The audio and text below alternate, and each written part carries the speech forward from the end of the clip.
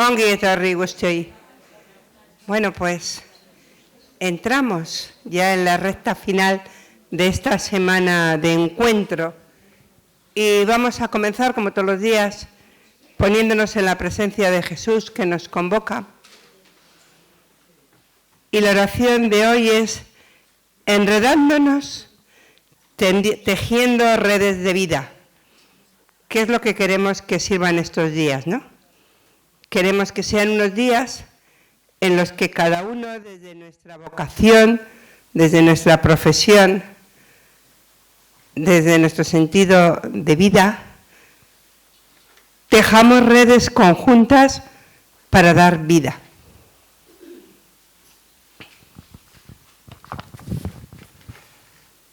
Pues vamos a comenzar este tercer día, que nos lo va a presentar Estrella, que es la directora del IDTP. Pues damos la palabra, quito esto de aquí y damos la palabra a los ponentes.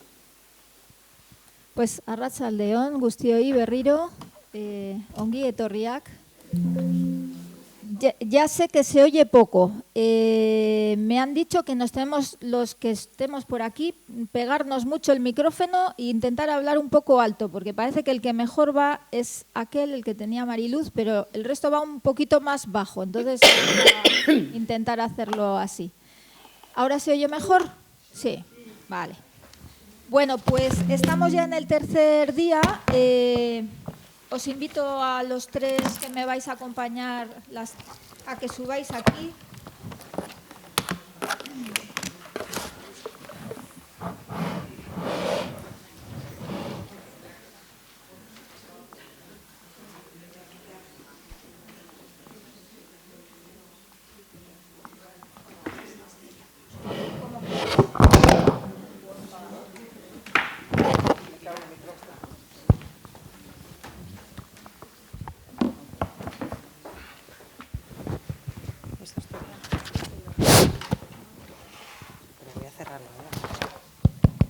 Bueno, pues estamos en el tercer día de nuestro recorrido. Recordamos que hemos mantenido como ese lema o esa preocupación que nos ha acompañado estos días, que era caminar juntos, ¿no? Unido a este tiempo de sínodo que estamos viviendo en la Iglesia. Y hoy también nos preocupa esa cuestión, pero mirando como a la entera familia humana que formamos, creyentes y no creyentes, todos los habitantes de este planeta, ¿verdad?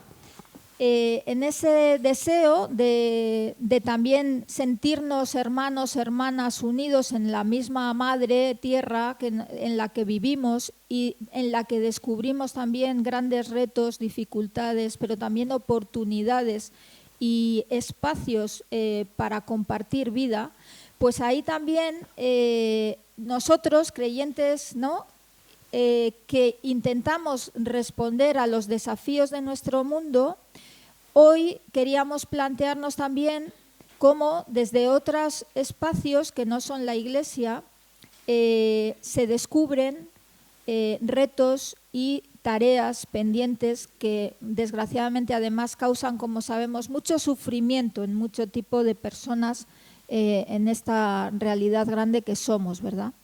Bueno, pues ahí queríamos descubrir cómo las miradas de personas que están inmersas en esa realidad que tiene rostro social, cívico, político, ecológico, tiene muchos rostros, ¿no? Pero personas que están ahí trabajando desde una sensibilidad concreta, pues que compartieran también con nosotros qué retos descubren ahí y qué llamadas nos harían a nosotros, vida religiosa y cristianos, creyentes en general, cristianas, ¿no?, que queremos participar sin dejar de sentirnos ciudadanos de este mundo y queremos también hacer nuestra aportación. Entonces tenemos aquí a tres personas con amplia experiencia, recorrido y capacidad para transmitir, porque hay mucho de vida por detrás de su reflexión, pero además también mucha capacidad de análisis y de aportación. Entonces va a ser una gran suerte poderles escuchar hoy además aquí a las tres juntas. Os las voy a presentar para ya darles rápidamente la palabra y a ver si hoy sí conseguimos tener un poco de espacio final para dialogar, compartir, que el resto de los días se nos ha quedado como muy cortito, ¿vale? Bueno, os presento. Tengo aquí a mi lado a Carlos Ascunce, que probablemente la mayoría le conoceréis a poco que os hayáis pateado un poquito el mundillo asociativo de Vizcaya y especialmente en torno a Bilbao. Él ha trabajado durante 19 años en REAS Euskadi. REAS es esa red de economía alternativa y solidaria, que seguro que nos suena, ¿verdad? Y ha sido durante 10 años presidente de REAS, Red de Redes, a nivel estatal. Es decir, conoce mucho y al detalle la realidad asociativa, ¿no? En sus diversas versiones. Desde REAS ha participado en diferentes plataformas relacionadas con el impulso de la economía solidaria, la banca ética y las empresas de inserción. Y actualmente es presidente de la Fundación Finanzas Éticas dentro del grupo FIARE Banca Ética. No os tengo que decir que es activista social, esto se daba ya como por evidente, ¿verdad? Pero sí hay que situarle especialmente en una zona de Bilbao que es el barrio de San Francisco, ¿verdad?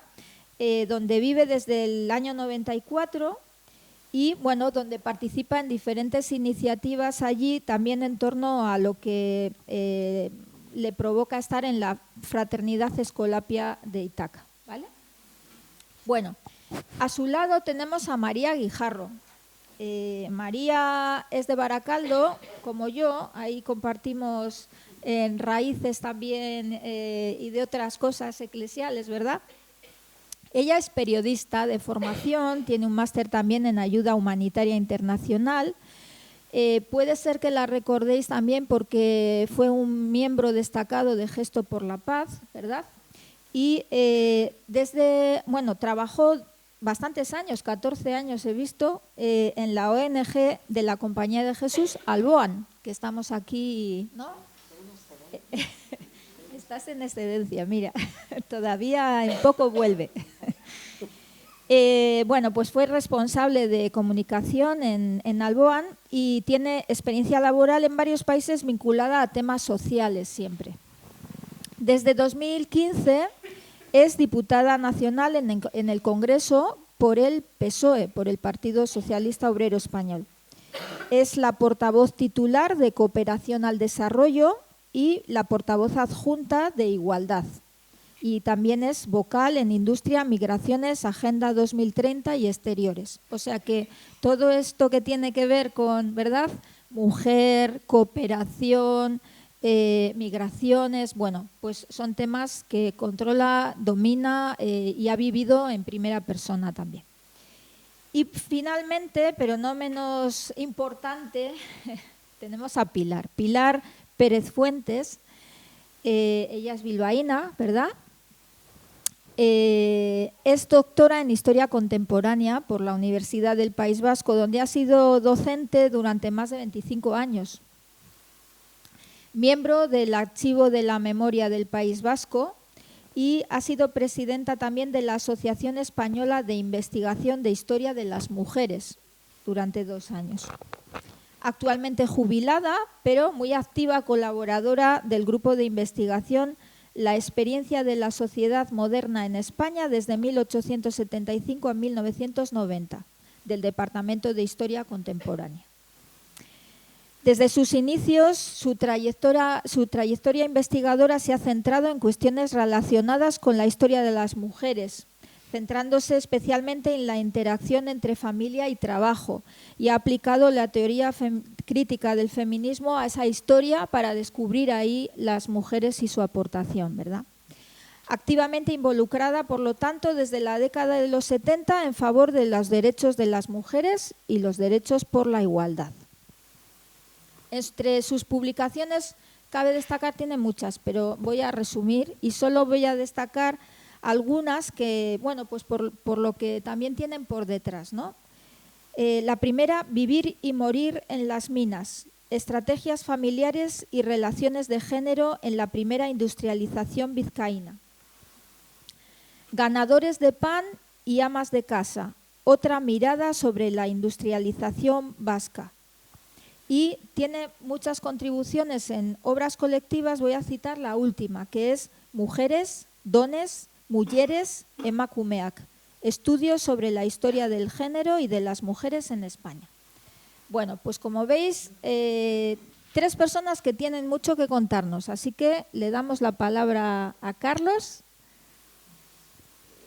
Y cuando quieras. Vale, gracias Estrella, bueno, gracias al IDTP y a Confer por la invitación, porque yo creo que siempre es un placer poner en diálogo y una buena oportunidad, poner en diálogo pues todo lo que se mueve en el mundo de las alternativas socioeconómicas, políticas, sociales, etcétera, pues con la Iglesia, con el sentimiento y la identidad cristiana, porque probablemente sea buscando en esos espacios donde también la Iglesia encuentre pues nuevos motivos para la esperanza, nuevos motivos para renovarse y nuevos motivos pues para reorientar o fortalecer su propia misión. A mí me toca hablar, bueno, un poco de economía, ecología. Bueno, hablar de economía y ecología actualmente pues supone hablar probablemente de los grandes y más importantes retos y urgencias que tiene hoy nuestro planeta, ¿no? Porque el funcionamiento económico capitalista, como bien sabéis, es consustancial a la existencia de desigualdades y de injusticias sociales y es consustancial también a su propia insostenibilidad ambiental, ¿no? Como sabéis, hay una parte muy importante de la comunidad científica que habla de que hemos entrado en una nueva era geológica en la historia del planeta y que la definen como el antropoceno, en el sentido de que es la época en la que por primera vez la sostenibilidad de la vida está en peligro por la propia acción de la actividad humana, ¿no?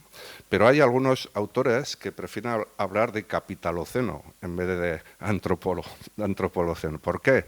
Porque dicen, no es que la humanidad en su conjunto como algo que no se sabe muy bien qué responsabilidad tiene sea la que esté destruyendo el planeta y la sostenibilidad de la vida, sino que es el modo en que esa humanidad lo está haciendo a través de la actividad capitalista, ¿no?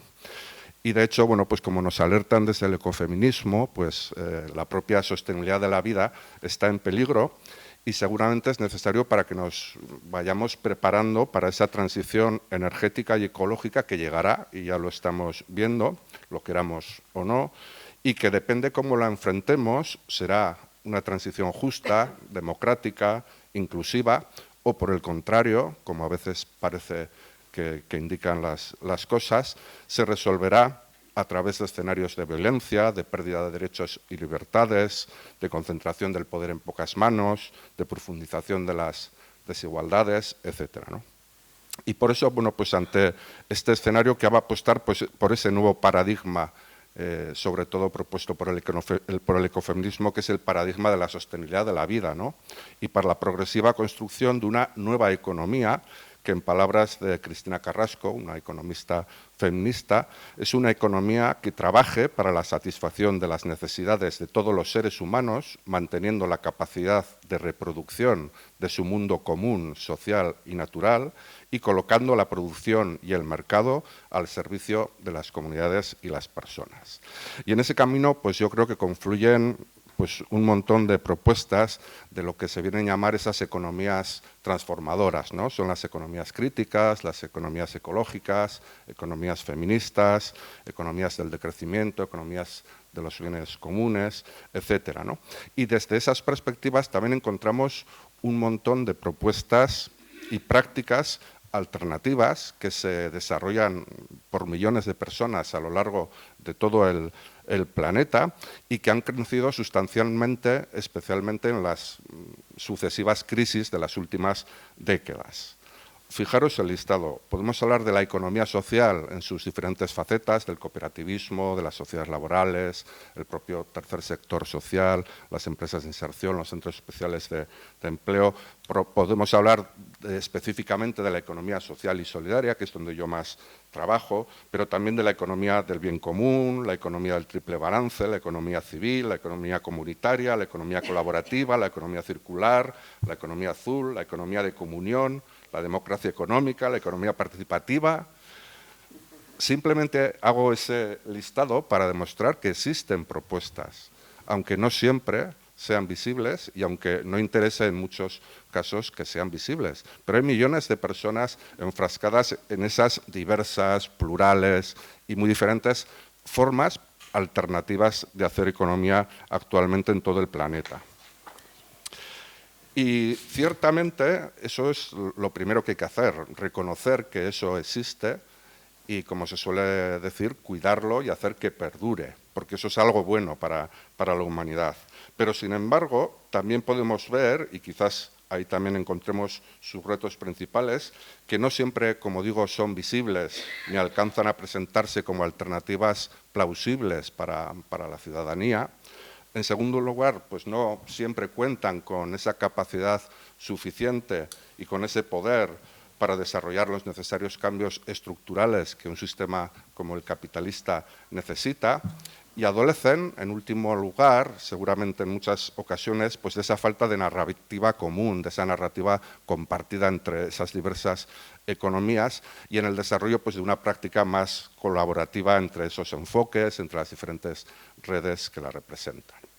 Bueno, y ante esa situación nos preguntamos la Iglesia cuál puede ser su aportación para hacer que esas alternativas socioeconómicas crezcan, perduren, porque creemos o se considera que son buenas para la humanidad.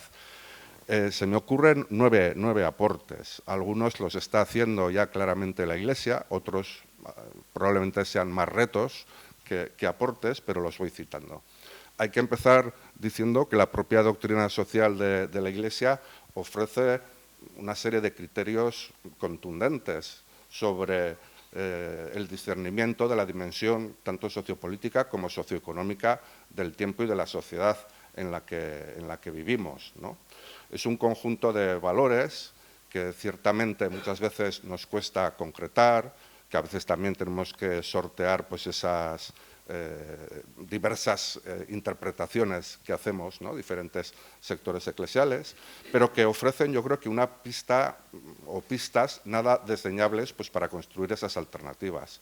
Esa doctrina social de la Iglesia habla de criterios como el bien común, la solidaridad, el destino universal de los bienes, la opción preferencial por las personas pobres y la justicia social, la centralidad que debieran tener las personas y la casa común en la actividad socioeconómica, la consideración del mercado y las instituciones económicas como instrumento y no como fines, el impulso del desarrollo integral frente a ese mito del crecimiento económico, la promoción también de un nuevo estilo de vida frente a ese comportamiento egoísta, de competencia, de ánimo de lucro, y también ese desarrollo de nuevas lógicas relacionadas con la fraternidad, la gratuidad, el don. Bueno, son un conjunto de valores, yo creo que potentes, que aportar al fortalecimiento de esas alternativas socioeconómicas. Ciertamente, pues, las intervenciones de Francisco en este ámbito han ayudado también bastante a acercar estos valores pues, a ese mundo de las alternativas socioeconómicas y de los movimientos sociales, ¿no? La exhortación Evangelii Gaudium, especialmente en lo que toca a la economía, pues lo hace muy bien, especialmente la encíclica Laudato Si, ya más en el ámbito de la ecología social y también en el ámbito más político, quizás pues la Fratelli Tutti. Pero a veces se nos escapan otros documentos que son eclesiales, oficiales y que sin embargo tienen mucha importancia. Cito, por ejemplo, solo uno. En el 2018, la Congregación para la Doctrina de la Fe, o sea, nadie cualquiera, y el Dicasterio para el Servicio del Desarrollo Humano Integral publicaron un documento, bueno, con un título latín imposible, pero que el subtítulo es Consideraciones para un discernimiento ético sobre algunos aspectos del actual sistema económico y financiero.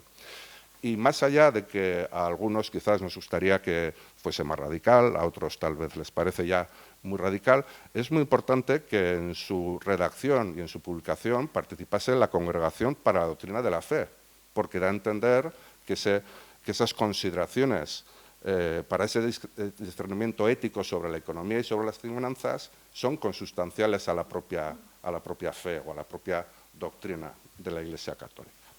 Bueno, en un segundo aporte, tiene que ver con es la capacidad que debiera tener la Iglesia de desarrollar también nuevas teologías y nuevas espiritualidades ecosociales. ¿no? Al igual que decimos que necesitamos impregnar la filosofía, la política, la economía, la cultura de esos valores alternativos, de esos valores ecosociales, creemos que eso también hay que hacerlo en el ámbito de las religiones en general, de la religión católica en particular y de la espiritualidad también, ¿no? Quizás quienes nos encontramos aquí, probablemente hemos bebido mucho de las teologías sociales, de las teologías de la liberación. Poco a poco se han ido abriendo camino las teologías feministas, pero seguramente todavía conocemos poco de las teologías ecológicas o de las teologías del decrecimiento, o un montón de expresiones también espirituales, tanto religiosas como no religiosas, que tienen que ver con ese tipo de valores ecosociales.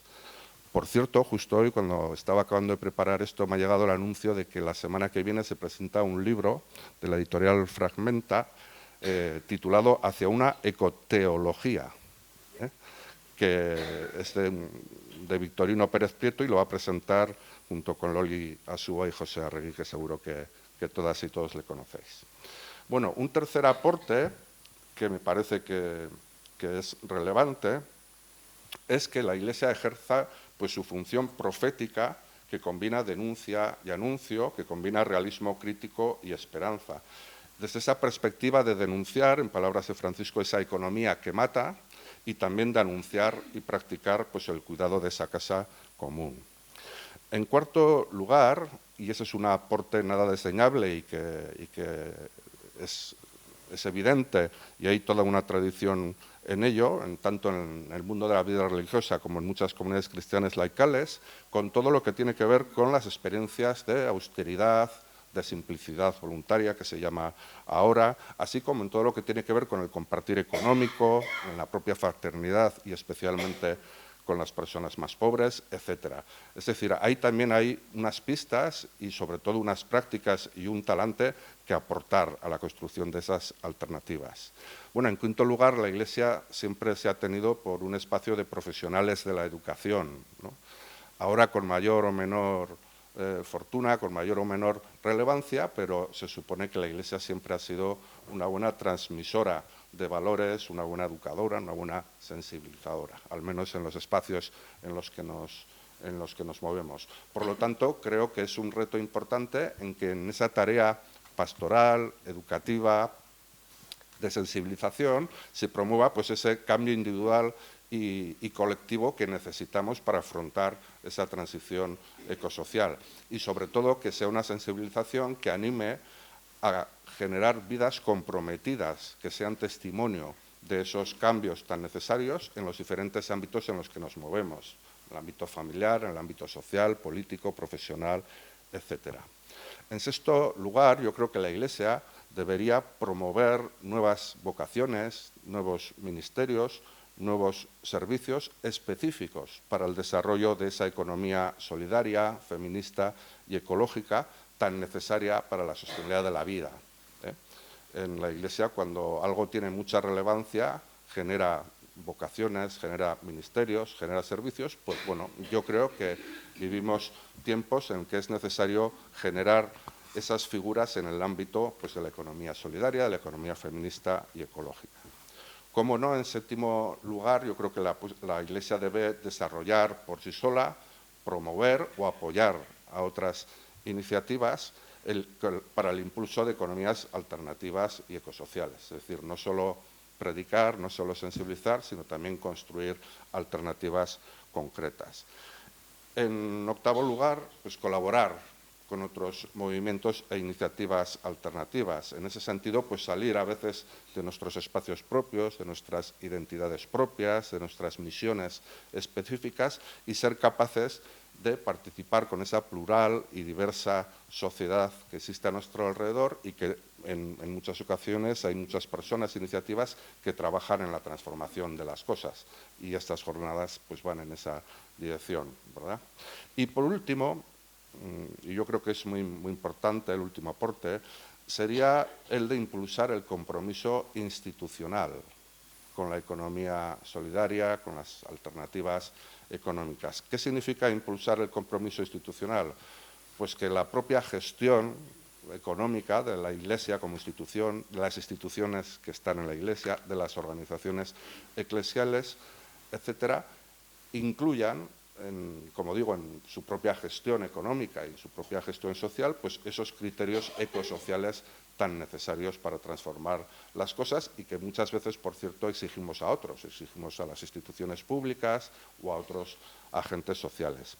Ahí me viene a cuento un titular de una entrevista que le hicieron a Perus Asia, que seguramente le conoceréis por impulsar el proyecto de Fiare Banca Ética, en la revista Noticias Obreras de la OAC en diciembre del 2021, y que la titularon con esta frase: la Iglesia tiene más clara la intervención social que los efectos de sus decisiones económicas.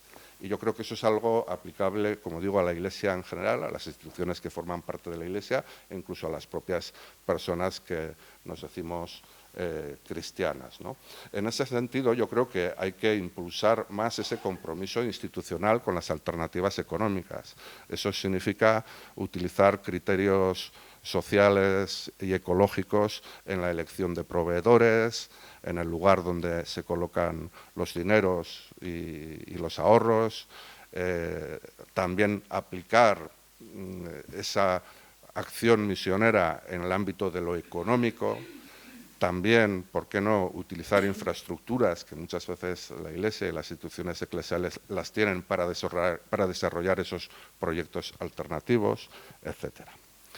Bueno, y las iniciativas socioeconómicas alternativas, ¿qué pueden aportar a la Iglesia? Pues yo creo que podríamos resumirlas en dos grandes ámbitos. Yo creo que la Iglesia puede obtener de estas iniciativas propuestas de análisis e interpretación crítica de la realidad, que ayuden a tener una mejor comprensión de lo que sucede en el mundo, que ayude a desarrollar prácticas alternativas y a enriquecer la teología y espiritualidad cristianas.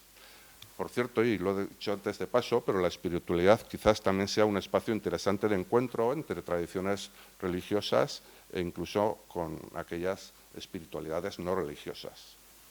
Y en segundo lugar, yo creo que puede aportar esas herramientas prácticas para el desarrollo de esas prácticas y compromisos institucionales que citábamos, ¿no? Estamos hablando de modelos alternativos de gestión, estamos hablando de finanzas éticas, de consumo ecológico y alternativo, en fin, de un montón de herramientas que pueden hacer que la Iglesia, sus instituciones, sus organizaciones, las personas cristianas sean más coherentes y fieles a los propios valores evangélicos. En definitiva, pueden hacer que la Iglesia sea un espacio mejor, un espacio que actualice su mirada y su misión en el mundo, que tenga una palabra profética y de esperanza en estos tiempos sombríos y que sea también una aliada del conjunto de redes y movimientos e iniciativas que promueven un mundo mejor. Y es que muchas veces, como decía al principio, es necesario acudir al exterior de nuestras fronteras eclesiales para encontrar aquello que además nos puede hacer más coherentes con el propio mensaje del Evangelio. Y para terminar, bueno, pues señalar que ciertamente sí que ha habido pues, muchas experiencias de caminar conjunto y de relación entre estos movimientos, estas iniciativas socioeconómicas y los sectores de la Iglesia. En el ámbito de la economía solidaria ha sido, por ejemplo, clarísimo los influjos de la doctrina social de la Iglesia o de la teología de la liberación en el desarrollo incluso teórico y práctico del concepto de la economía solidaria, especialmente en América Latina, ¿no? Muchísimos de los autores y autoras de referencia y sobre todo muchísimas de las iniciativas alternativas también de referencia que hay en América Latina han sido siempre animadas e impulsadas y siguen siéndolo por parte de instancias eclesiales, ¿no? También en nuestro entorno encontramos un montón de iniciativas que nacieron y se sostuvieron, en muchos casos se siguen haciéndolo, desde distancias eclesiales, pero también es verdad que cada vez son menos en relación a otras instancias sociales y ciudadanas. Y también, y en el mundo, como decía, que me muevo y que conozco pues, un montón de redes e iniciativas, también hay personas y organizaciones cristianas que están en el desarrollo de muchas de esas iniciativas, pero cada vez también tienen un menor peso, ¿no? Creo que el ámbito de la ecología en ese caminar conjunto ha sido mucho menor. Creo que el movimiento ecologista, las iniciativas que tienen que ver con la economía ecológica, etcétera, pues no han permeado quizás tanto, o todavía ha sido pronto para que permeen en el ámbito eclesial, que recordemos que es un ámbito en que quizás no siempre nos habíamos preocupado demasiado por ello hasta la publicación precisamente de Laudato Si, ¿no? En cualquier caso, y para terminar, sí que considero que tanto la economía social y solidaria como el ecologismo social son ámbitos privilegiados y proclives para que se dé ese encuentro entre la Iglesia y los movimientos e iniciativas transformadoras, ya que son temas y ámbitos en los que se puede compartir una mirada y una sensibilidad parecida. Son ámbitos también en los que en la actualidad más fácilmente se puede construir espacios de diálogo que antes llamábamos entre fe y cultura, pero puede ser entre fe y economía, entre fe y política, y también porque son temas y ámbitos en los que se pueden desarrollar laboratorios de prácticas alternativas muy concretas y se pueden generar pues esas alianzas transformadoras con otros sectores sociales, ¿no? Y volviendo al inicio, pues bueno, buena parte de esos retos actuales de nuestro planeta tienen que ver con esa ferocidad y esa inhumanidad del capitalismo y también con esa propia sostenibilidad de la vida, tanto presente y como futura, ¿no? Y en esa defensa y cuidado de la vida, creo que la Iglesia debería poner sus principales esfuerzos sumándose al conjunto de corrientes y movimientos sociales que trabajan para construir una economía más equitativa, una economía más inclusiva y una economía, en definitiva, más sostenible. Bueno, eskerrik asko.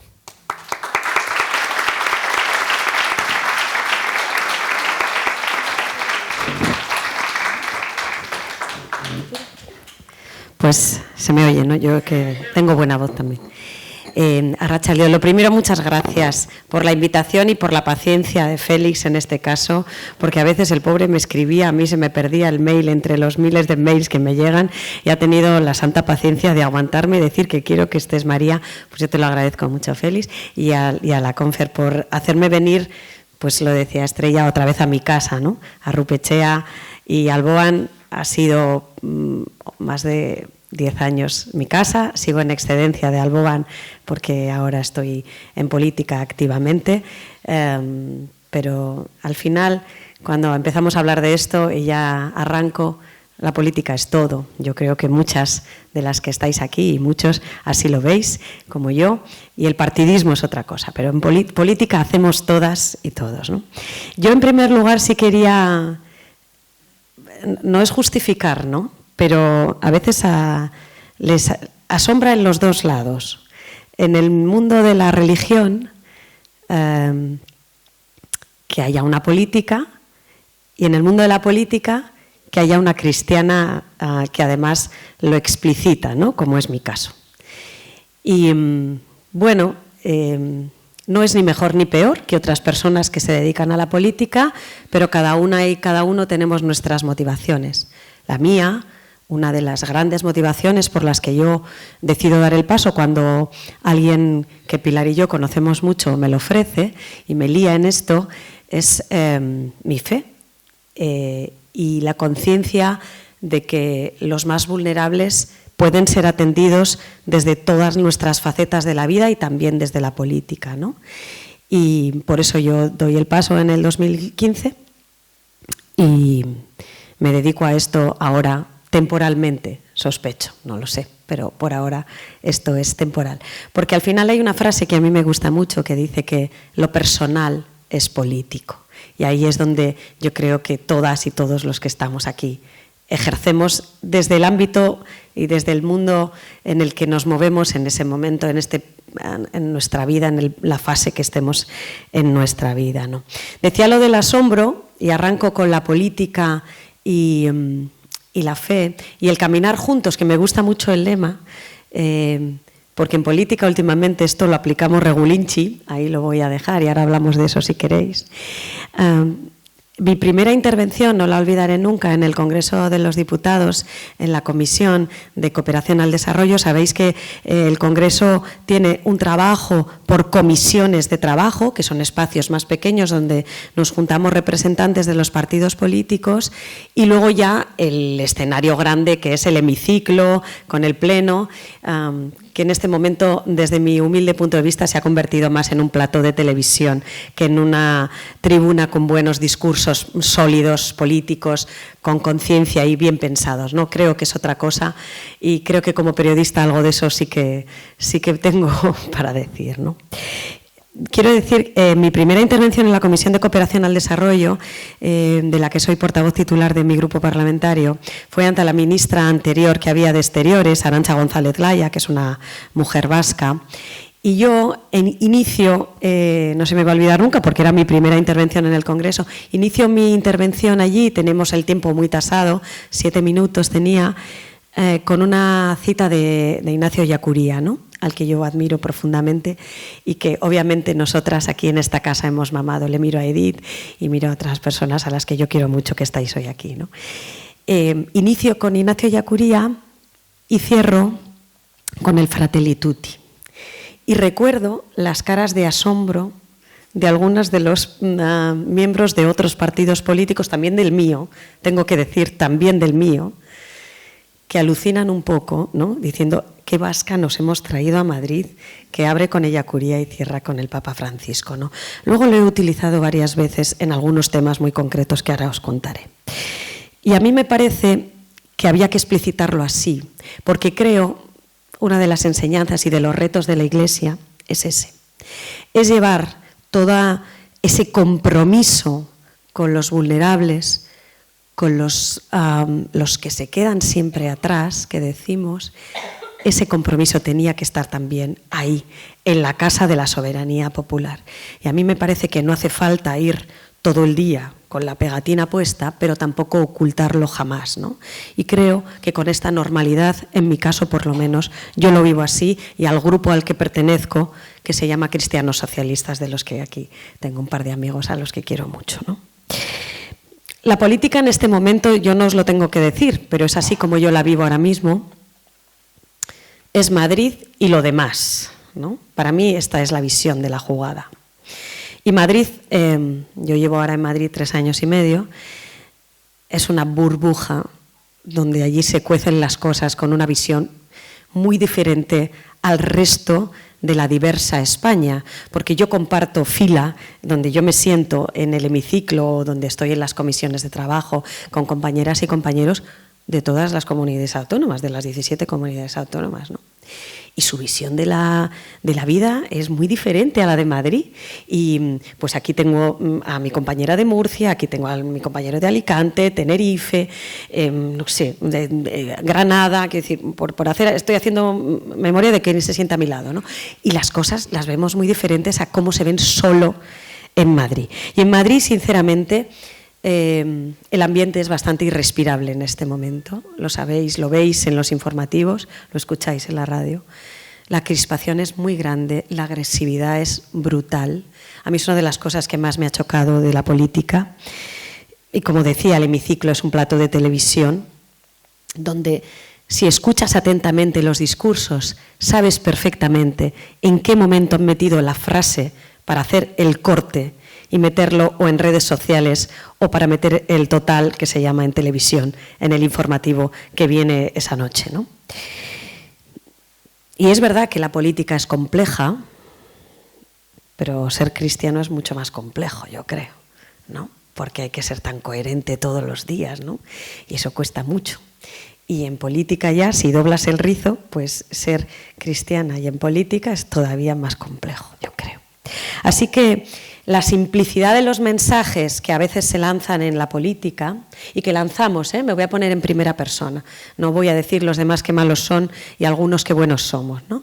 La simplicidad a veces de los mensajes, siempre mirando a las redes sociales o siempre mirando al medio de comunicación y muy poco a la ciudadanía que elige a los diferentes representantes para que resolvamos problemas no para otras cuestiones, creo que es una de las palabras que nos debería presidir en nuestro ejercicio diario, es vocación de servicio y compromiso.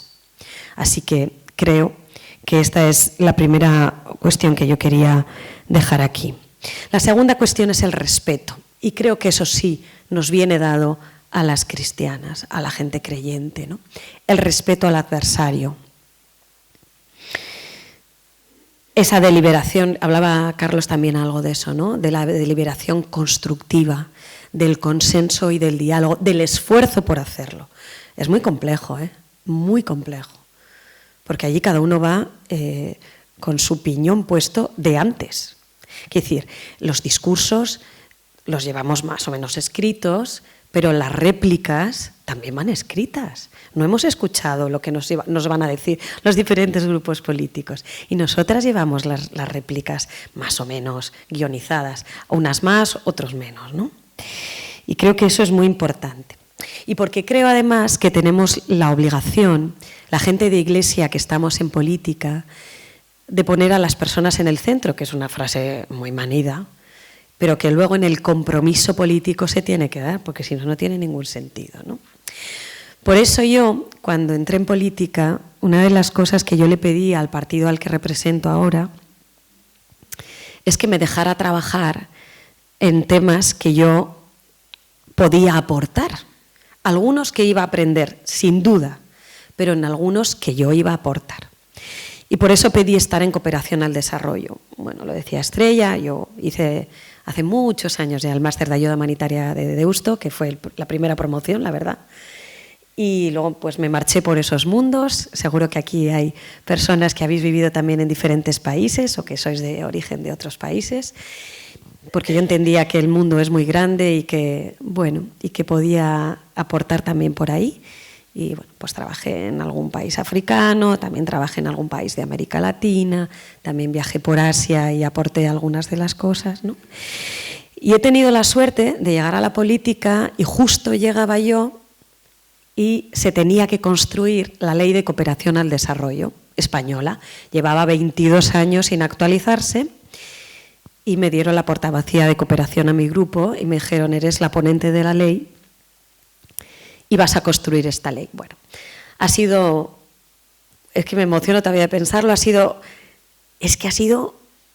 no sé cómo decirlo siquiera, ha sido un placer, un honor, ha sido un curro de morirse.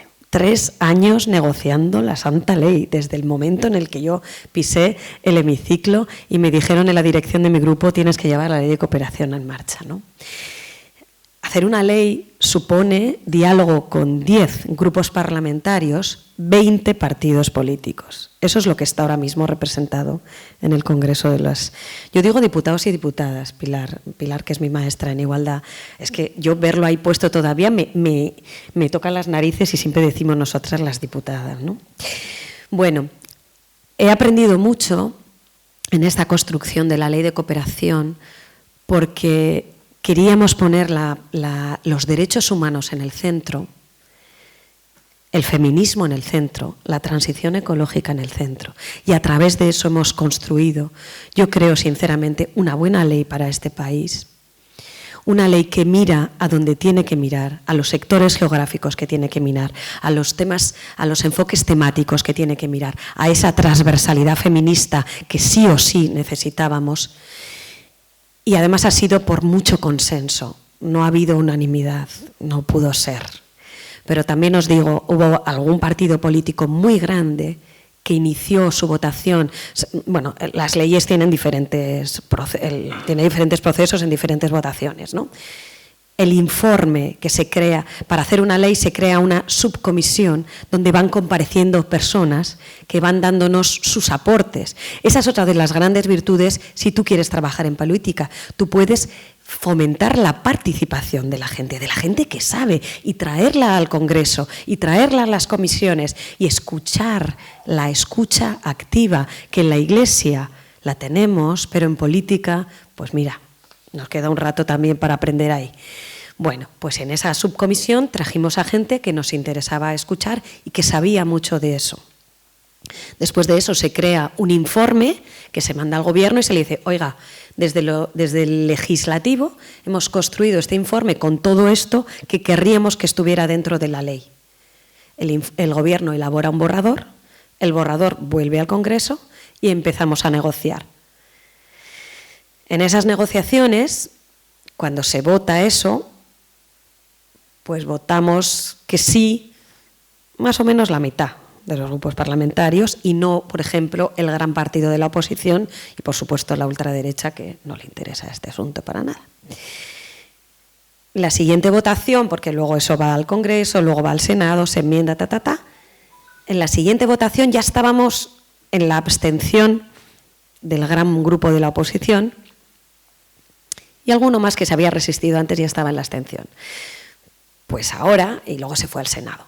Ahora en febrero, digo que por eso lo tengo reciente, se ha votado que sí, excepto la ultraderecha. Y ha ido con el gran consenso de una ley como la de cooperación al desarrollo que mira mucho más allá y que tenía que tener ese consenso. Yo estoy muy contenta de haber podido participar en esta ley de cooperación al desarrollo, ¿no? Donde, por cierto, he puesto muy en valor y también les descolocaba mucho cuando hablaba de las vidas misioneras, ¿no? A las que yo he conocido cuando trabajaba fuera de aquí, que además trabajaba al principio, trabajé con Médicos del Mundo España, ni siquiera trabajé con Albogan fuera, trabajaba con Médicos del Mundo España, pero conocí el ejemplo en directo de todas esas vidas misioneras, de esos proyectos de vida diferentes a las personas laicas, pero que nos enseñaban tantas cosas, ¿no? Y había que ponerlas en valor y ahí están. Ahora estamos peleando porque después de la ley viene a construirse algunos reglamentos de las leyes grandes que sirven como paraguas, de ahí derivan alguna serie de reglamentos. Uno de ellos, de los 4 o 5 que se derivan de ahí, es el Estatuto de la Persona Cooperante, que a mí me parece, sinceramente, que hay que hacerlo bien y hay que hacerlo, construirlo bien, porque se merecen las personas cooperantes. Tenemos en España más o menos unos 3.000 fuera, más todo el voluntariado que tenemos, que tengan unas condiciones dignas laborales. Bueno, pues eso, por ejemplo, es algo que creo que ha podido ser aporte, ¿no? También estoy en migraciones. Yo ahí estoy como vocal en nuestro caso tenemos además un diputado de origen senegalés, que es diputado nacional y él es el portavoz de migraciones, porque esta es otra de las grandes cuestiones, ¿no? En política, los protagonismos lo deberían tener, entre otras, las personas a las que les afectan las leyes, porque si no, a veces no. Entonces, que tengamos gente, también hay más diputados, hay otra persona de Esquerra Republicana que es de origen brasilero y también está de portavoz de migraciones, ¿no? Me parece que esto es muy importante. El protagonismo, ¿quién lo tiene en política, ¿no? Y quién lo tiene en la Iglesia a veces, ¿no? También veo este quórum tan de mujeres, ¿no? Y también Pilar, seguro que luego Pilar habrá sobre eso y los protagonismos en la Iglesia. Ahí lo voy dejando caer yo sin más, porque yo de igualdad pues no voy a hablar mucho porque ya va a hablar Pilar. En migraciones, primera cuestión, a mí me parece fundamental, y ahí lo iba a decir después, pero lo digo ya, la Iglesia tiene que atar bien el discurso. Hay discursos muy peligrosos sobre el asunto de las personas migradas y sobre las personas refugiadas también en el hemiciclo. Se escuchan cosas durísimas en el hemiciclo y en las comisiones y hay que tener mucho cuidado. Yo creo que la Iglesia ahí, sinceramente lo digo, debería ser más contundente y debería poner pie en pared, porque los discursos que se oyen de asimilar migración con delincuencia, terrorismo con delincuencia, terrorismo con violaciones. Y no quiero seguir porque realmente os invito, si tenéis estómago, para buscar, la web del Congreso tiene absolutamente todos los discursos colgados. Buscáis Comisión de Migraciones y un día, que insisto, tengáis estómago, le dais al play y vais a escuchar discursos terribles. Terribles, que lo terrible no es que se diga en el Congreso los diputados, es que en principio representan 5 millones de personas, que es lo que votan a la ultraderecha. Y ahí creo que hay que ser absolutamente duros con el asunto. No podemos pasar ni un límite rojo de eso, porque lo que se dice luego es lo de las fake news famosas, ¿eh? Que el bulo se va haciendo, la bola se va haciendo grande y acabamos como acabamos, con esos discursos ramplones, simplistas y absolutamente racistas y xenófobos, ¿no? Yo se lo he dicho directamente a ellos cuando hemos confrontado. La segunda cuestión es que la política tiene que poner el foco en estos asuntos. Lo decía con la cooperación al desarrollo y lo digo también con las migraciones, ¿no? Nosotras, yo sé que hemos hecho un cambio en la reglamentación de extranjería, lo conocéis.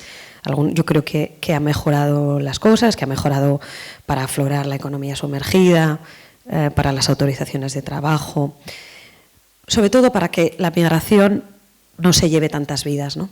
Que yo creo que también eso es muy importante, que eso es lo fundamental, de hecho, ¿no? Evitar el coste humano, también el económico y el social, pero fundamentalmente el coste de vidas humanas, ¿no? Para evitar también salarios de miseria y también para dignificar el sistema laboral de las personas migradas, que también eso hay que ir construyéndolo, ¿no? Ahora tenemos encima de la mesa una ILP, que seguro que conocéis muy bien, y vamos a ver qué derroteros tiene en el Congreso, porque ahí hay muchísimo debate sobre eso, ¿no? Yo he participado también, por contaros experiencias, ¿no? También, a mí me llaman siempre por estos temas en mi dirección del grupo parlamentario, ¿no? ¿Por qué será? Siempre tenemos un gustillo, ¿no? También la gente de Iglesia, porque parece que nos interesan estos temas y además es verdad, ¿no? He participado con ellas, además las hemos recibido 2 o 3 veces a las trabajadoras del hogar, que sabéis que estaban peleando por sus condiciones laborales, no tenían paro, no tenían baja, bueno, es que era un despropósito aquello, ¿no? Bueno, ellas han sido las constructoras de esta legislación, pero acompañarlas es muy emocionante, ¿no? Y cuando sabéis que arriba en el hemiciclo, si habéis visto, hay unas tribunas de invitadas, de invitados, e intentamos que cuando, pues por ejemplo, en Cooperación al Desarrollo estuvieron la coordinadora de ONGs, y bueno, hubo mucha gente, cuando se aprobó este decreto de ley con el tema de las trabajadoras del hogar, les invitamos a la tribuna, ¿no? Fue muy emocionante vivirlo con ellas y ver cómo ellas habían peleado durante años con esto y haber podido conseguir algunas, que no todas, también lo sé, algunas de las reivindicaciones que ellas tenían, ¿no? Hay otro asunto que también me produce mucha ilusión estar, ¿no? Es en el pacto antigitanismo, que es algo que a la Iglesia también nos atañe y nos apele, ¿no? Nosotros hay 3 diputados gitanos, por si no lo sabéis, 3 diputados nacionales gitanos, una nuestra, una del Partido Socialista, que es sevillana, pero que es rubia con ojos azules, que yo a veces le digo a ella, hija, cuando vamos juntas parece que la gitana soy yo, porque claro, está... Sí, y luego está Sara Jiménez, que es una chica de Zaragoza de Ciudadanos, que ella es gitana también, y otro chaval, Cortés, que es de Unidas Podemos, este hombre es catalán creo que es. Bueno, pues ellos 3 obviamente han liderado. Y ahí ha habido también un buen trabajo de diálogo, de construcción del pacto de Estado antigitanismo, ¿no? Que era muy necesario también en España, desde la parte que se puede hacer nuestra, que es legislar, ¿no? Nosotras ahora no estamos ni en el Ejecutivo ni en el Judicial, pero sí estamos en el Legislativo. Y ahí había que construir cosas y esa pata es muy bonita a tenerla, ¿no? Estamos peleando otros temas, ¿no? Yo estoy peleando otros asuntos, ¿no? A los que también están los vulnerables ahí, ¿no? En este caso, las vulnerables, ¿no? Todo el tema del proxenetismo y de la abolición de la prostitución, ese gran debate que está encima de la mesa, pero donde las mujeres y las mujeres más vulnerables son la gran mayoría de las perdedoras en este asunto, no me voy a extender ahora, y de la gestación subrogada, de los vientres de alquiler también, donde las más vulnerables, las mujeres más pobres, también están siempre en ese foco. Y a mí, una vez más, para mí es pie en pared con estos asuntos. Y también estamos ahí trabajando. Y en el asunto del refugio, que es otro de los temas en los que yo trabajo y donde creo que la Iglesia también ha estado muy involucrada y ha sido un placer verlo, es verdad que el foco se puso en Ucrania y se hizo un buen trabajo por parte de la sociedad civil en general, por supuesto de la Iglesia. También estuvo ahí acogiendo a todas estas personas. Pero yo estoy muy interesada siempre en que gente de la política que ha descubierto el asunto del derecho a asilo y refugio con el asunto de Ucrania abra el open mind de toda la vida, ¿no? Las personas que hemos tenido la suerte de vivir en otros países y de conocer otras realidades sabemos que todos los conflictos olvidados siguen ahí, porque no hay foco mediático y porque no hay intereses económicos y porque, bueno, iba a ir al parte de Carlos, ¿no? Porque me extiendo también en eso, ¿no?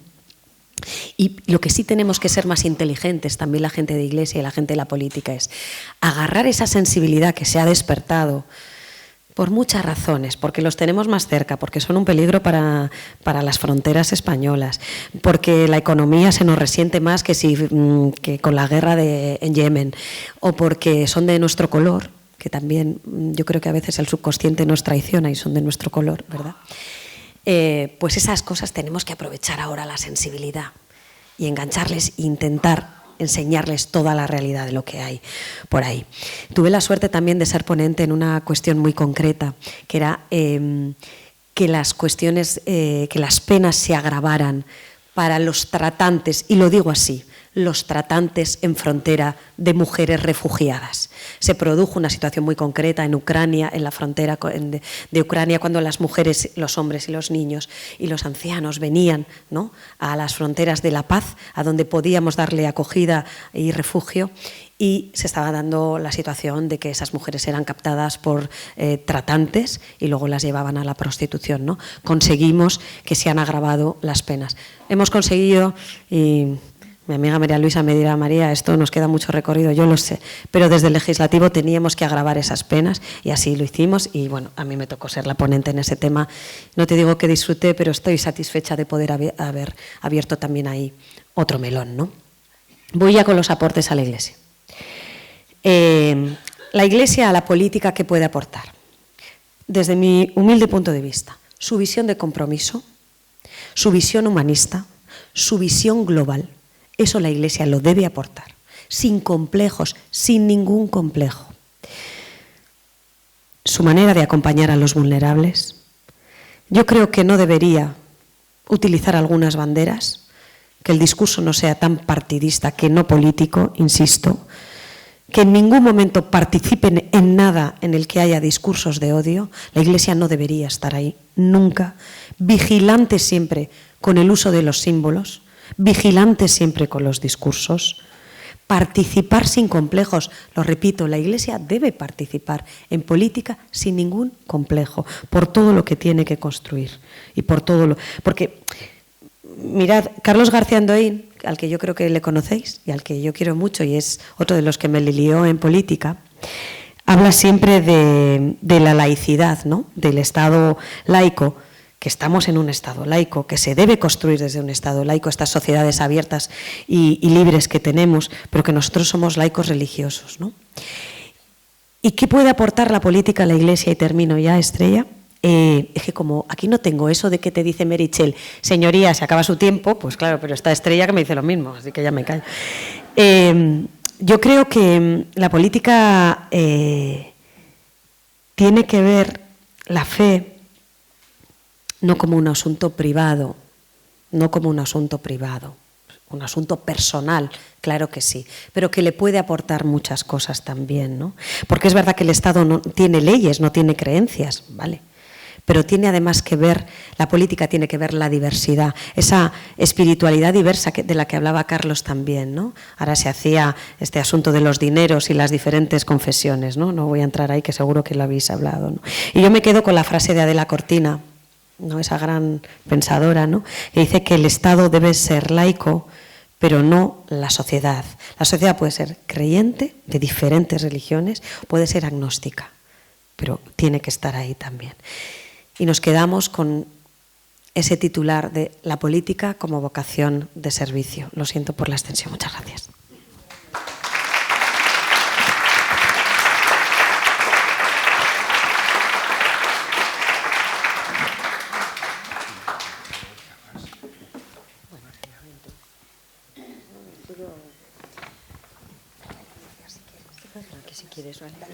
Muy bien.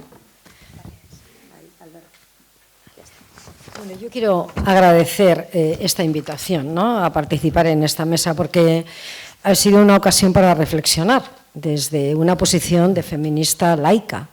Yo, en ese sentido, no soy como mis otros compañeros de mesa cristiana, pero para reflexionar desde mi experiencia personal, como niña cristiana que fui, desde luego, como historiadora, y poder aportar algo de lo que creo que son los desencuentros del feminismo con la Iglesia y los posibles lugares de encuentro. Cuando vi que el objetivo de esta semana era precisamente buscar el cómo encontrar la manera de caminar juntos con la entera familia humana, sentí inmediatamente y supe que podía encontrar un lenguaje común para entendernos, para establecer un diálogo entre este feminismo laico y la comunidad creyente, que buena parte estáis aquí representados. Desde ambos ámbitos nos reconocemos en los principios del humanismo, por lo tanto tenemos un camino ya para andar en común, sea cristiano o sea secular. Nos reconocemos en la dignidad, en la libertad, en la búsqueda de la felicidad de los seres humanos, en el amor al prójimo, en cuanto a reconocimiento del otro con el que compartimos la vulnerabilidad consustancial a los seres humanos. Y además, el feminismo ha construido siempre históricamente lazos de igualdad, de horizontalidad y de solidaridad. Como veis, tenemos mucho en común para poder hablar.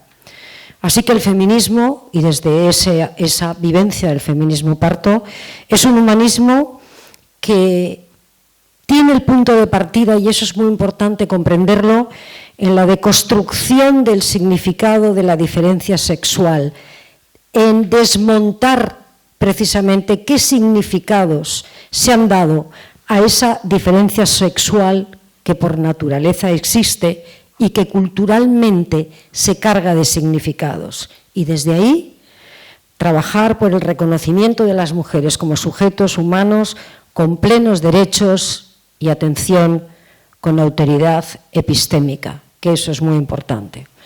El feminismo tiene historia, y un poquito de historia tengo que hacer. ¿Por qué? Pues porque es importante reconocer mínimamente esa historia para saber dónde estamos ahora, dónde estamos las feministas y dónde está también ese movimiento tan importante que ha surgido hace relativamente 2 o 3 años de feminismo que interpela al interior de la Iglesia, y tenemos que reconstruir ese camino. Cuando se habla de feminismo normalmente se habla de olas. Habéis oído la primera ola, la segunda ola.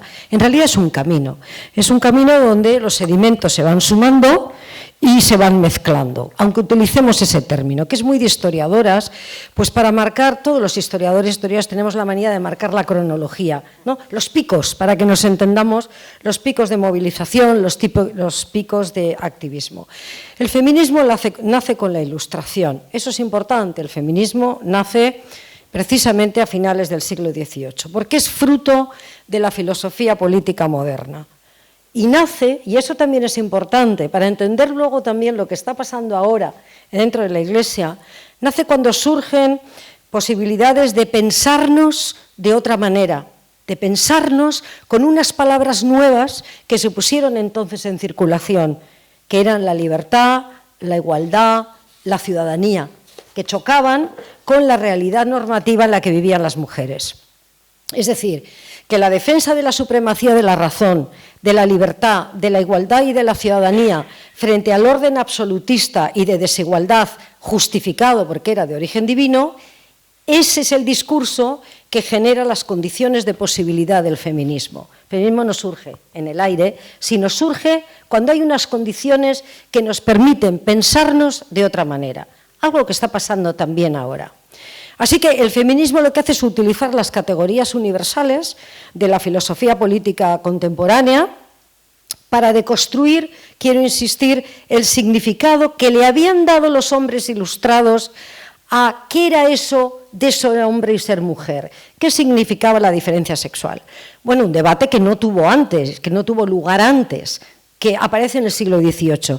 ¿Y por qué tanta preocupación por entender qué significa ser sexualmente, fisiológicamente diferentes? Ay, amigo, porque lo que se está discutiendo es quién es el sujeto de la modernidad, quién es el sujeto que piensa y quién es el sujeto que va a organizar el nuevo mundo de la política y el nuevo mundo de la economía y el nuevo mundo de la sociedad. Es decir, ¿quién va a ser el cuerpo ciudadano? Bueno, pues de ese debate, que el resultado ya lo conocemos, y Rousseau fue el gran artífice, las mujeres quedan destinadas a ser exclusivamente esposas y madres y son consideradas en su conjunto como una masa precívica que reproduce dentro del Estado el orden natural. Esa es su función. Y ese reparto esa dicotomía entre lo privado y lo público, entre naturaleza y cultura, es la base sobre la que descansa todo el orden político y social que se inicia en el 18 y hasta nuestros días. Cuando oís la palabra posmodernidad, suena bien. Es decir, estamos desmontando en parte ese orden moderno que nos relega a la pura naturaleza y nos niega la capacidad de ser sujetos de plenos derechos y con dignidad. Así que el feminismo nace como una crítica a la sinrazón, a esa sinrazón absurda de que los principios de la Revolución Francesa o la Constitución de Cádiz o las revoluciones burguesas que se realizan en Europa, esos principios no se aplican a las mujeres. Están en la Declaración de los Derechos, aparentemente en masculino, pero son masculinas. Están en masculino porque son masculinas. No están en masculino porque nos engloban a todas, a todos, ¿no? Bueno, las primeras respuestas a esa sinrazón, la primera respuesta la da lo que para nosotras es, pues bueno, nuestra madre, ¿no? Es decir, aquella mujer, Olimpia de Gouges, que ante la Declaración de los Derechos del Hombre y del Ciudadano presenta la Declaración de los Derechos de la Mujer y de la Ciudadana en 1791 y es guillotinada. Esta mujer precisamente habla de los derechos de las mujeres, pero también habla de algo muy interesante. Como vamos a generar una comunidad política de iguales, que ese es el objetivo precisamente de la Ilustración, formemos parte nosotras y, como tenemos bastante problemas para entendernos con los hombres, establezcamos un contrato sexual. El contrato matrimonial que elabora esta mujer es una auténtica preciosidad y realmente muchas de las cosas han pasado a la legislación en el siglo XXI, de las cosas que entonces anunciaba. Poquito después, un año después, otra mujer que sí que la reconocemos como la madre realmente, la pionera del feminismo, que en ese caso es Mary Wollstonecraft, ella también tiene un alegato muy importante donde habla de esa comunidad política de iguales, del derecho al voto, del derecho a la educación, derecho al trabajo, es decir, todas esas ideas que nos han ido moviendo 2 siglos después.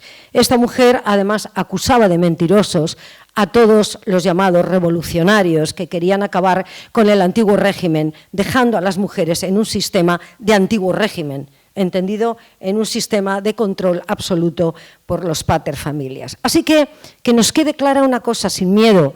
El feminismo significa y significará, mientras exista, ojalá algún día no tenga que existir, subversión del orden que se estaba construyendo entonces o que está construido. Fijaros, subversión, revuelta. Por eso también las mujeres dentro de la Iglesia Católica cuando interpelan se autodefinen como la revuelta de las mujeres. Eso es así, ¿eh? Y a partir de ahí se inicia la revolución incruenta más larga de la historia de la humanidad, que permanece hasta nuestro tiempo y que ha adquirido un carácter universal.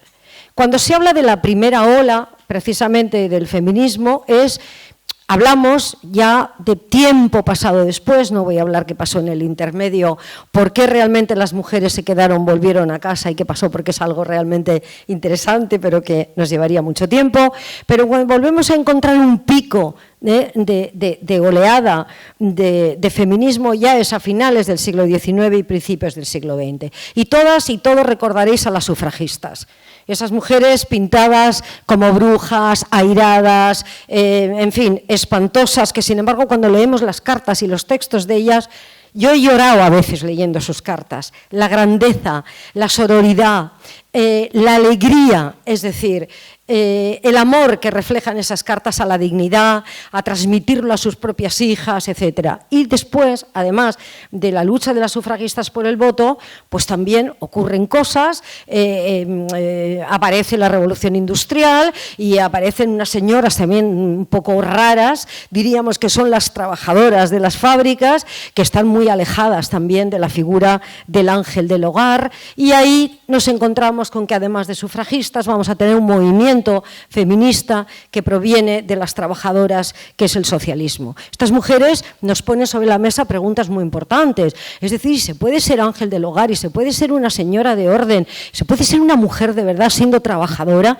¿Se puede abandonar el hogar para trabajar? ¿Se puede ganar igual? Preguntas que todas ellas eran muy, muy interesantes, ¿no? Bueno, estas mujeres de finales del 19 y de principios del 20 lo que tratan es de nuevo de desmontar la ideología de la naturaleza diferente y subalterna y complementaria de los hombres y las mujeres. La película que nos dejaron también las compañeras ilustradas, es decir, pero este significado que se le da a la diferencia sexual por naturaleza no es cierto. Nosotras no tenemos por qué quedarnos en casa. Nosotras podemos ir a los parlamentos, podemos ir al trabajo, podemos ser profesoras, podemos ser doctoras, podemos ser parlamentarias. Y entonces ahí viene este gran movimiento, primera ola, de reivindicar la igualdad y los derechos básicos para ser miembros de la comunidad ciudadana.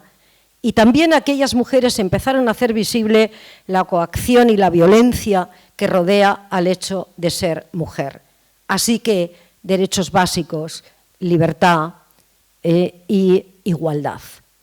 Y es importante porque parte del movimiento de las mujeres dentro de la Iglesia ahora son las banderas, es decir, toda la maleta de la primera ola la han cogido entera y la llevan, pero van a ir sumando maletas, que eso es lo que tiene de interesante en este momento, es decir, el movimiento de mujeres dentro de la Iglesia.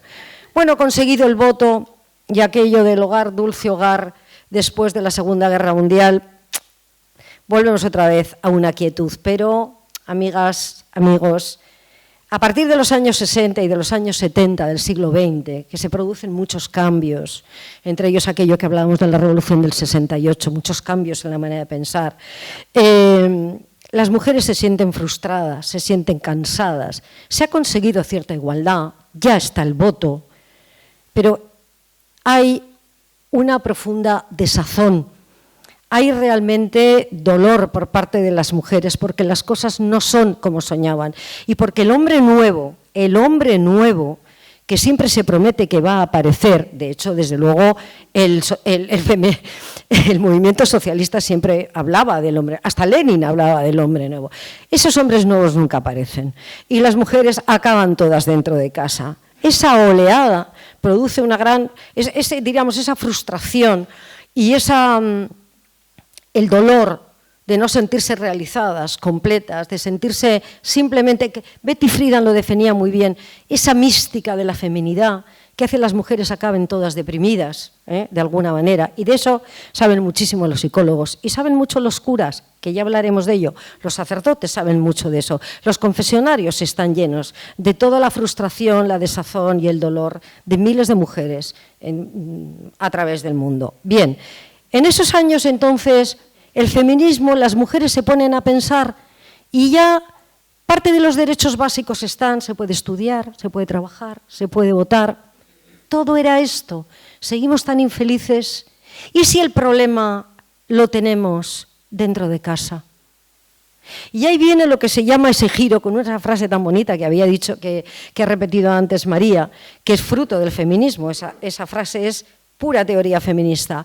Es que lo personal es político. Es que el problema del malestar está dentro de las puertas del hogar. Y ahí viene ese giro hacia el mundo de lo privado.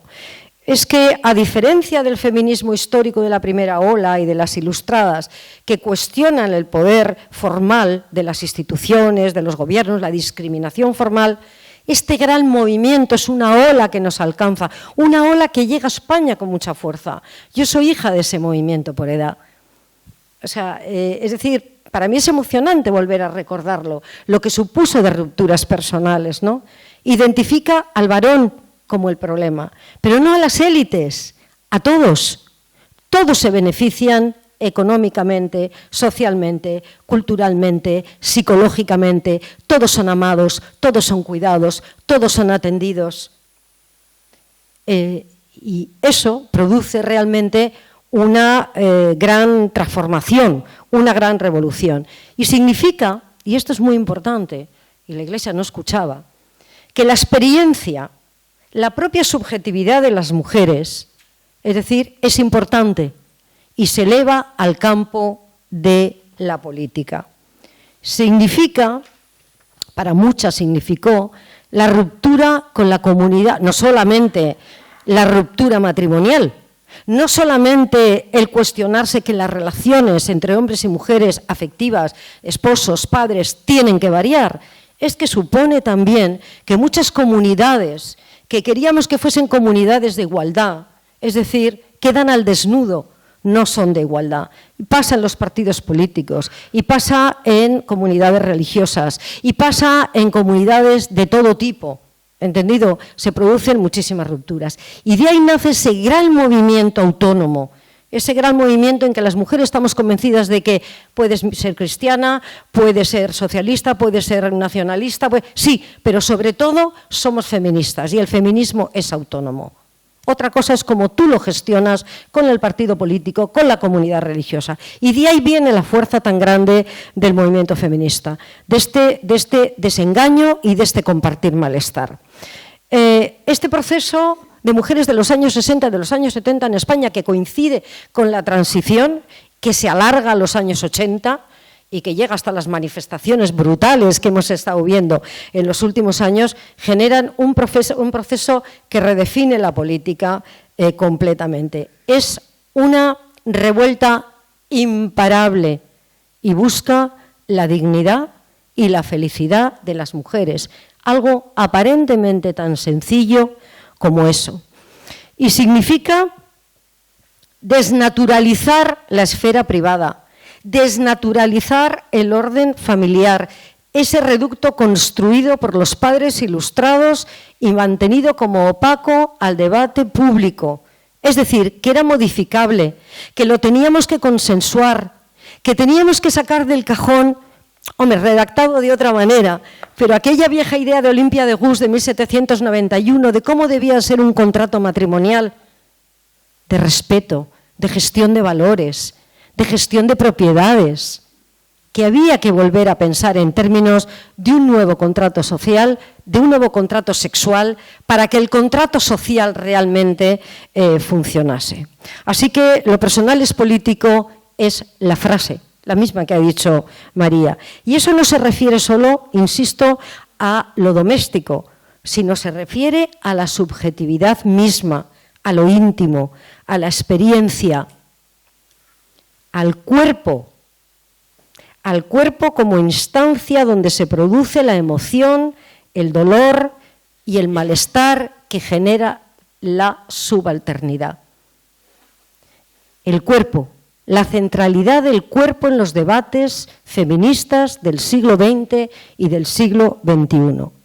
Y eso es lo que permite poner encima de la mesa problemas que estaban silenciados, como por ejemplo el problema de la violencia de género, tan brutal, o el problema del no reconocimiento del derecho al placer sexual de las mujeres, o la necesaria separación entre sexualidad y maternidad.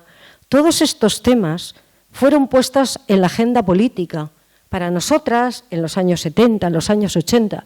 Yo participé en las primeras jornadas de Leioa en el 77 y en las segundas en el 84. Y quiero recordar como el gran encuentro de la sororidad. Se lloró, se cantó. Había mujeres que por primera vez hablaban, lo verbalizaban, que no eran felices, que estaban maltratadas, que sufrían violencia, que no querían, es decir, que habían sido madres sin querer ser madres. Todas las frustraciones y los malestares se descargaban. Y al mismo tiempo, recordando, yo no podré olvidar todo lo que yo había leído de las sufragistas cuando se reunían, el ambiente era de tanto amor y el ambiente era de tanta sororidad y de tanta alegría, que eso choca con la imagen de quien desde fuera nos veía como las brujas pirulís que íbamos contra los hombres. Es el miedo de los hombres. Pero lo que allí había era una gran solidaridad y una gran dignificación de las mujeres. Así que de esos años, y voy a abreviar, hay al menos dos conceptos que sí quiero poner encima de la mesa, porque son conceptos que vuelven y son conceptos que dentro de la Iglesia empiezan a sonar otra vez. Dos aspectos fundamentales. Uno es el concepto de patriarcado, y eso es importante. ¿Qué querían decir aquellas mujeres, las teóricas, como la Firestone, por ejemplo, o Millet, teóricas, filósofas del feminismo anglosajonas, que decían: es un sistema de dominación masculina, que es lo que hace que las mujeres estén subordinadas continuamente, que todos los varones, no solo una élite, reciben beneficios económicos, sexuales, psicológicos, que el término patriarcado quiere decir que existe un sistema de antagonismo social entre hombres y mujeres irreductible a cualquier otro, primero y anterior a otros antagonismos, como el de la clase, como el de la raza.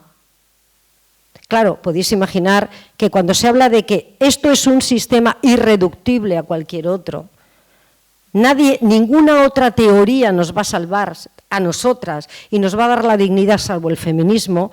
Podéis imaginaros que la relación entre feminismo y marxismo, por ejemplo, siempre es un matrimonio muy mal avenido, porque nosotras no admitimos que todo esté reducido a la salvación o a finalización, quiero decir, del sistema capitalista, ya que no haya clases sociales, como bien hubiera querido Marx y Engels. Eso no es así, en absoluto.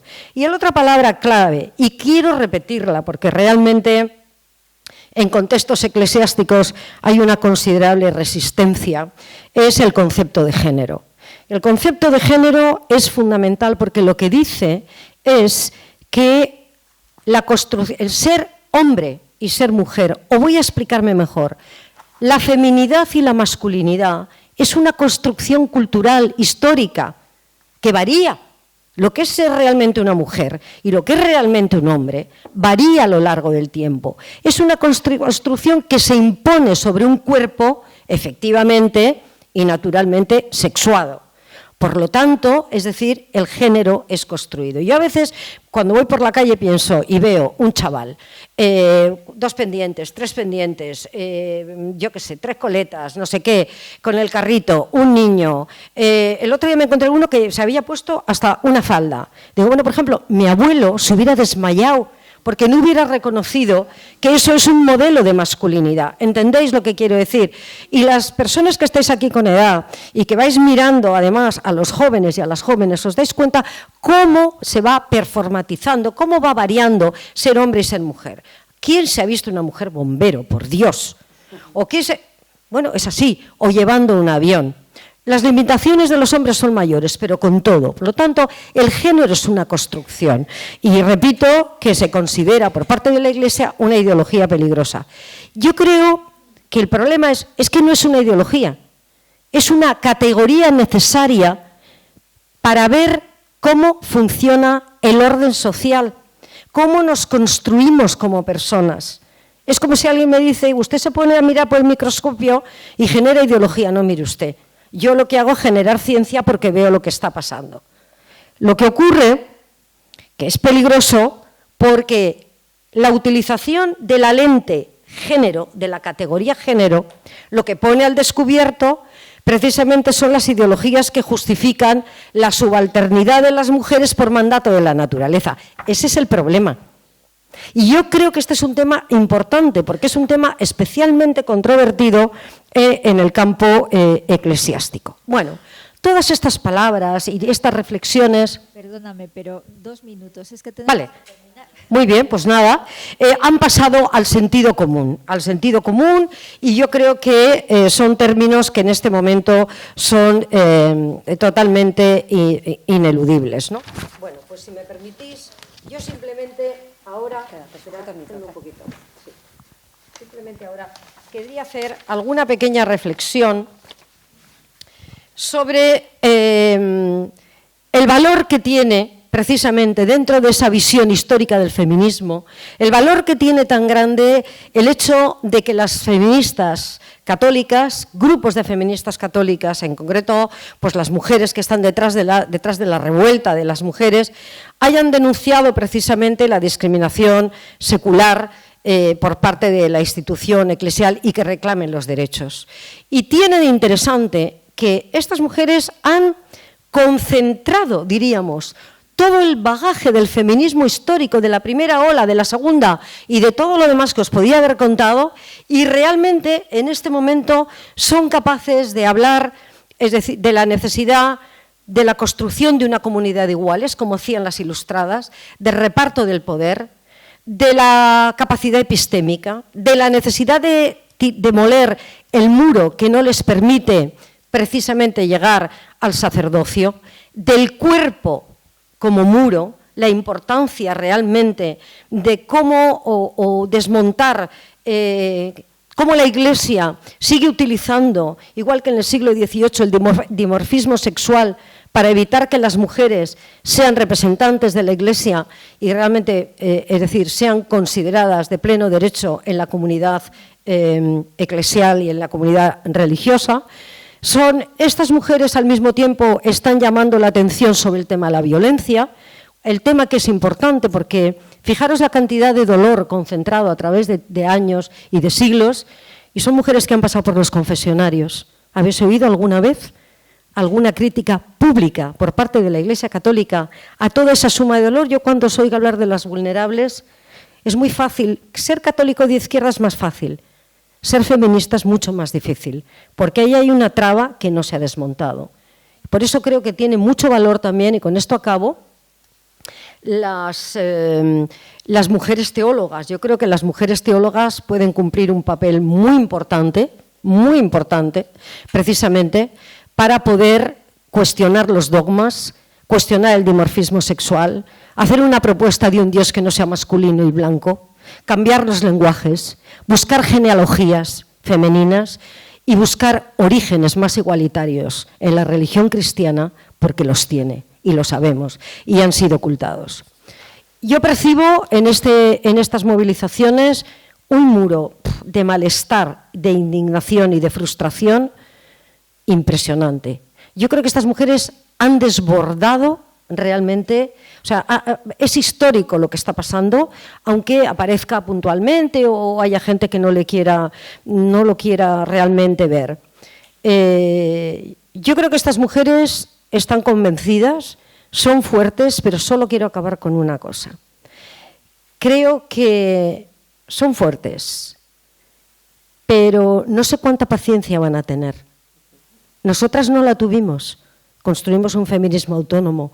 Es posible que acaben siendo ellas bien recibidas dentro de toda esta corriente de feminismo autónomo. No, corriente no, el feminismo es autónomo. Entonces, no sé cuánta paciencia van a tener, pero también es verdad que podemos pensar que el patriarcado clerical tiene fecha de caducidad y que la Iglesia Católica puede estar en sus manos y que ese es el único camino de futuro.